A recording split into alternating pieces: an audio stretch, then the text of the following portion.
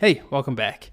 It's a new section here. It's a brand new morning, at least for me recording this, and most importantly, a brand new data structure, the graph.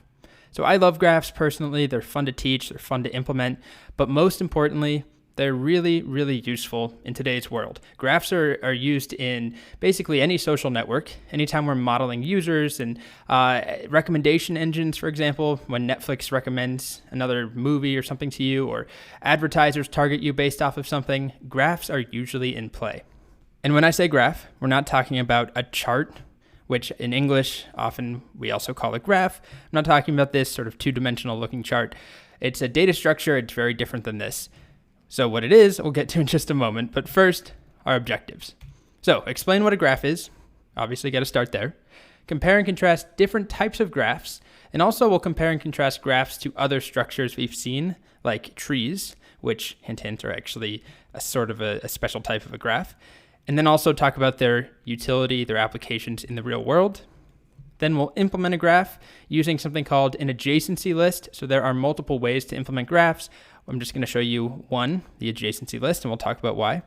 Then we'll traverse through a graph using our good old BFS and DFS, breadth first and depth first search. Compare and contrast graph traversal algorithms. We'll talk about Big O along the way, talk about some fun algorithms. But let's get started by just talking about what a graph is. Take it away, Wikipedia. A graph data structure consists of a finite and possibly mutable set of vertices or nodes or points together with a set of unordered pairs of these vertices for an undirected graph or a set of ordered pairs for a directed graph. Okay, did you get that? Yeah, that doesn't really make much sense, or probably doesn't make a lot of sense. It's kind of clunky. Really what it comes down to is a graph is a collection of nodes and connections between those nodes. So if we go back and read that definition again, let's just sort of skim through it. A finite set of vertices or nodes. So let's just say a set of nodes together with a set of pairs of these vertices. So those are the connections. So we have a bunch of dots, a bunch of nodes, and then connections between them. So this is a valid graph. These are the nodes and these are the connections.